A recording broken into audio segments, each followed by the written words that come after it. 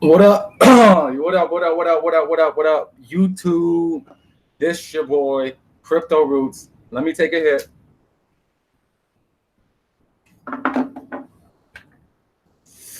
You know what I'm saying? We're gonna get into it.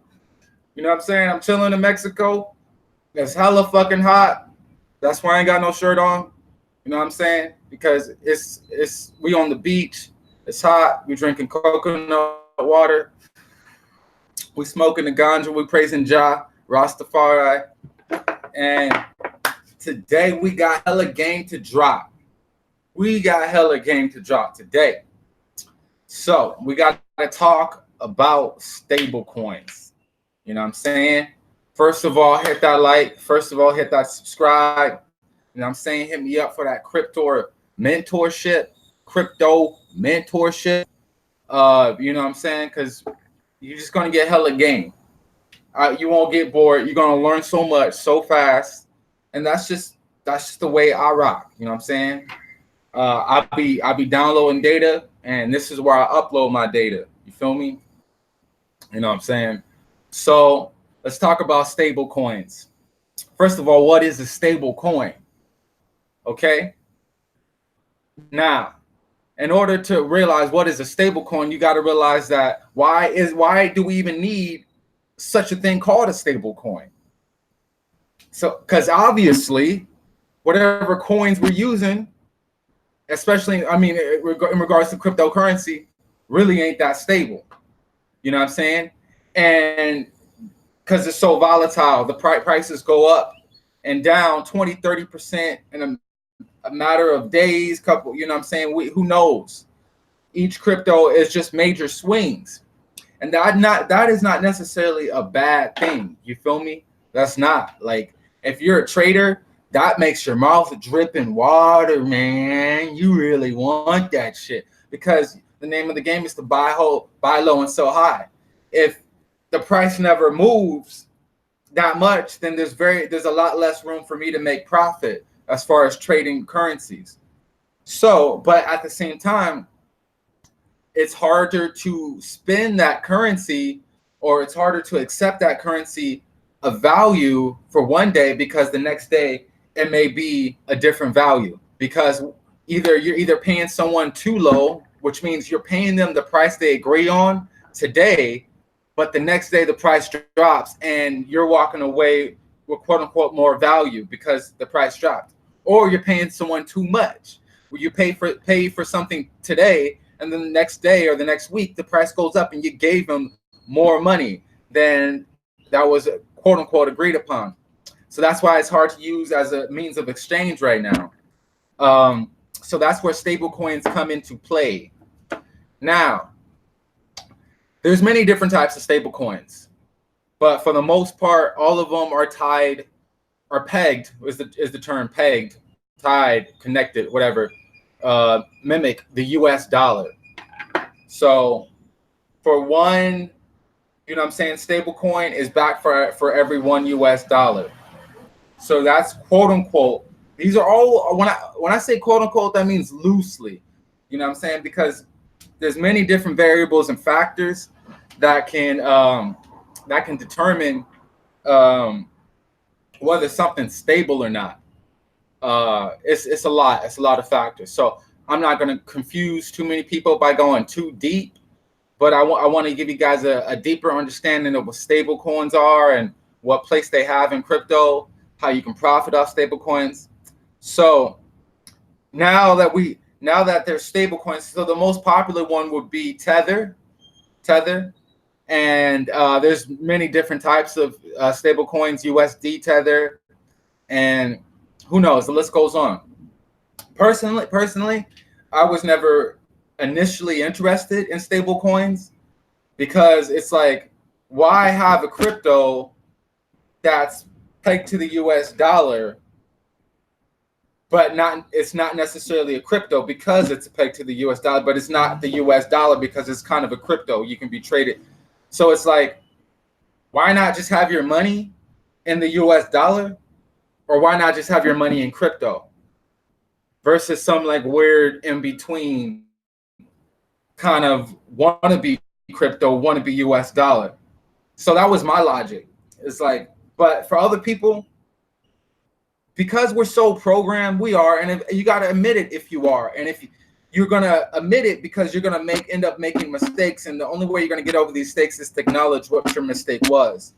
And a lot of people end up, they're so scared, they're so scared of losing money through cryptocurrency that they want to have as much safety as possible.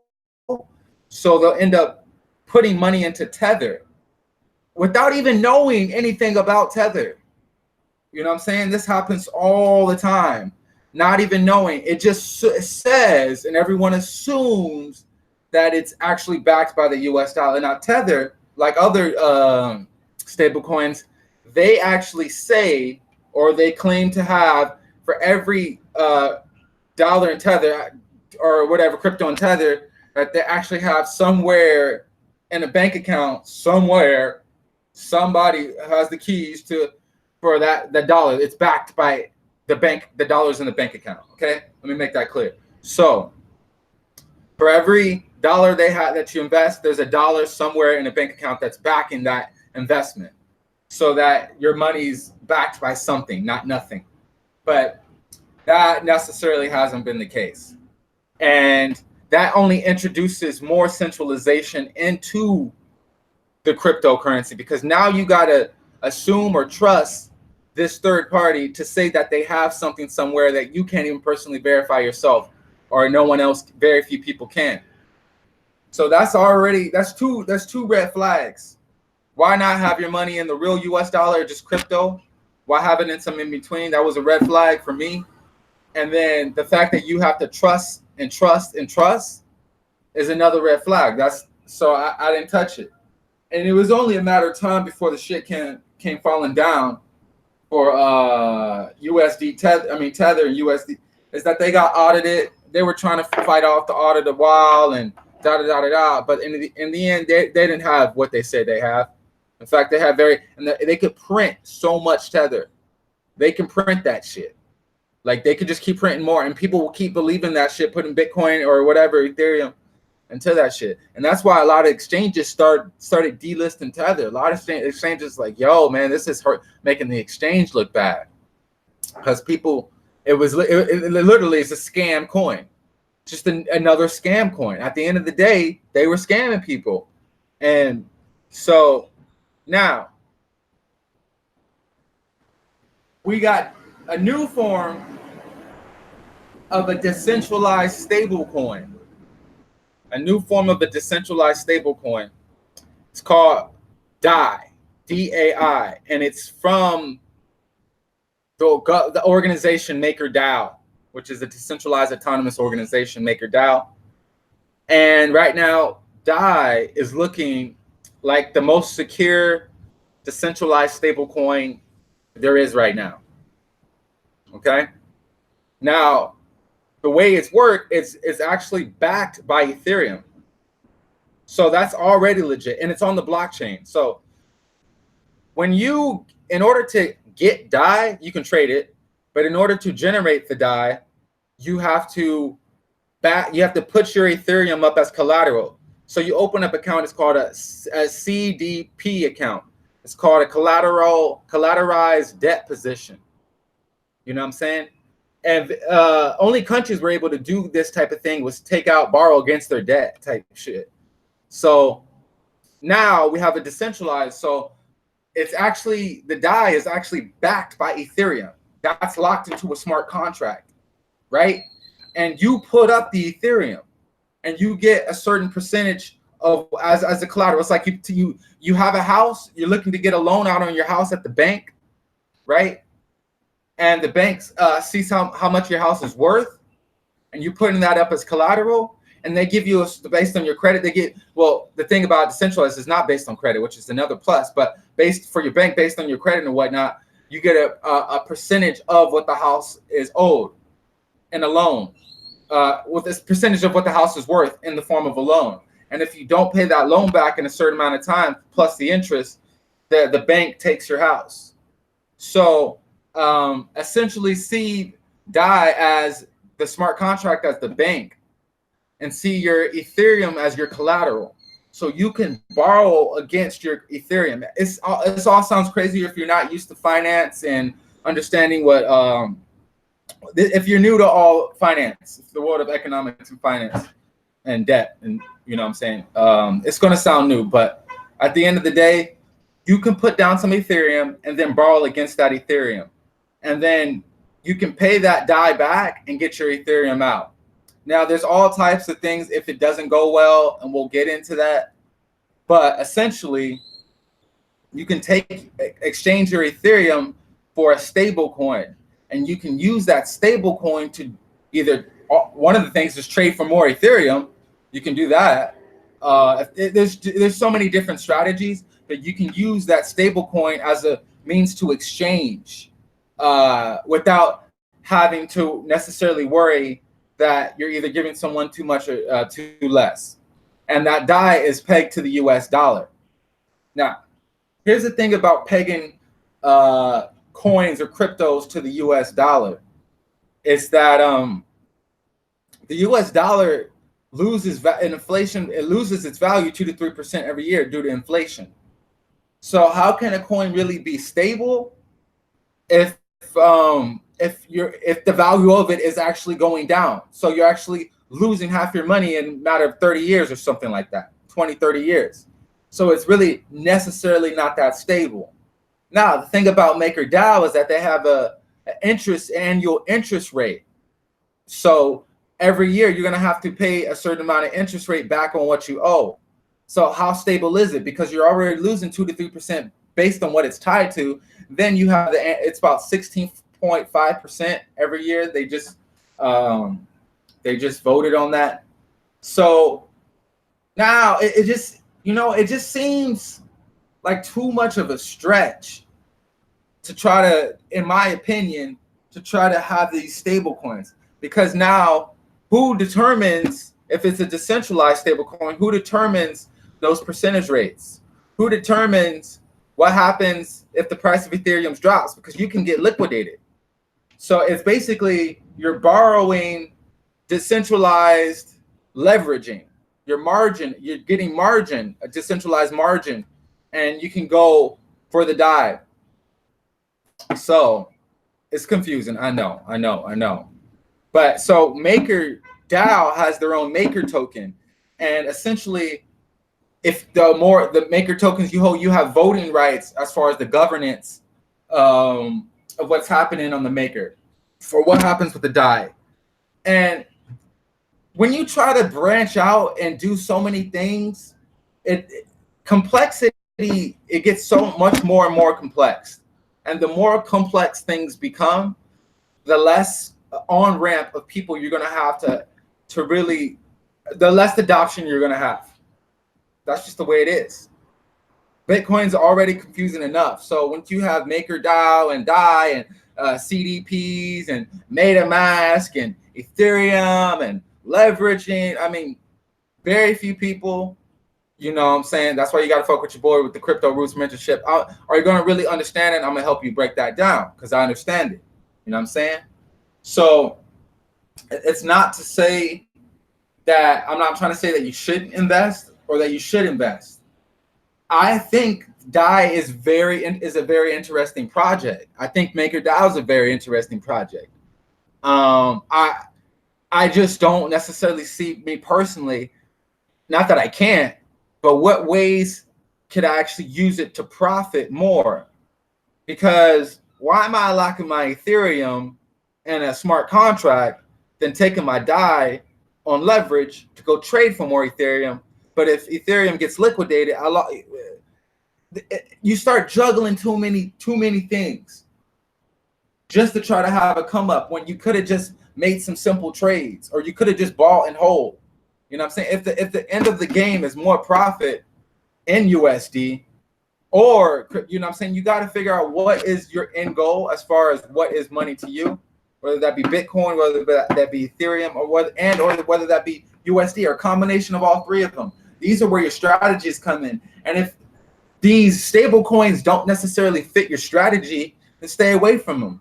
But don't at all invest in these coins thinking that you're gonna either save or not lose your money because you don't understand really what's going on. You're kind of just going off what people tell you without doing your own research or asking questions and finding out more about it. And if it does work, I could possibly see me doing something with DAI. I'm not sure yet, but the more people that accept DAI as payment, I could see that. I could see me utilizing that, adapting to that technology. And you know, so that's a strategy. So breaking it down, are stablecoins really stable? Nah.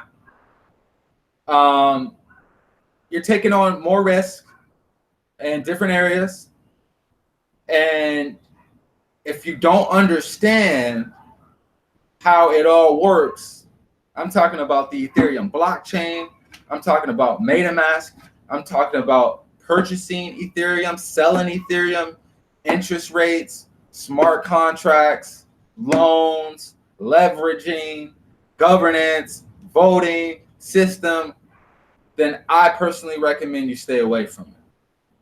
But if you're curious about it, I see it as a great learning experience for you. And it wouldn't hurt to have, you know what I'm saying, a small budget in DAI, you know what I'm saying? And yeah, I'll accept it. I see the value in it. And as a merchant, you know what I'm saying, I'll accept that. I'll accept Bitcoin as a payment. I'll accept Ethereum as a payment. And I will accept DAI as a payment because I see the potential.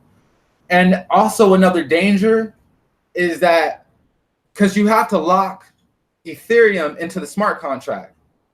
Now, if all the Ethereum that exists, more and more of that Ethereum that exists is actually, like, let's just say 3 to 5% of Ethereum that exists, maybe even more, is locked into a smart contract off the market hold, then that could be a big catastrophe. If there's a software bug or something happens, a smart contract gets exploited, you're losing a big chunk of that capital of the circulated supply. So that's another slight danger. So obviously you don't want to invest more than you can't afford to lose.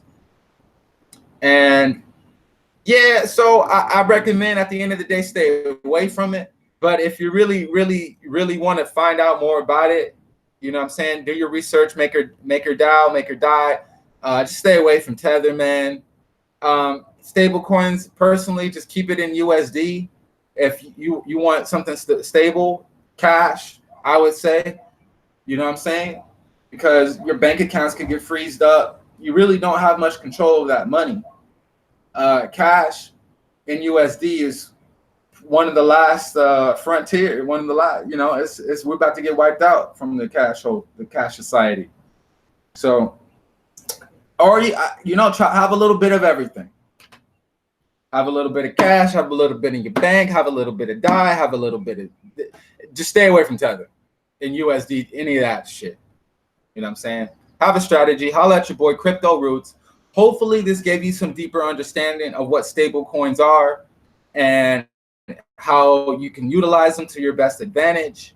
And, you know, and I'm glad to see the crypto community coming up with real solutions, real problems. Oh, also, I want to say that DAI isn't completely a 1-to-1 ratio. It isn't. It's close to. It's damn near. But the highest DAI has been is $1.05, and the lowest it's been is about 94 cents, something like that. You know what I'm saying? So there is, once you look at these stable coins, you realize how actually volatile the chart looks. The coin's supposed to be stable, but the chart looks like that shit is like a heart attack patient. If you look at the chart, it's so up and down, it's crazy. It's like, how's this stable?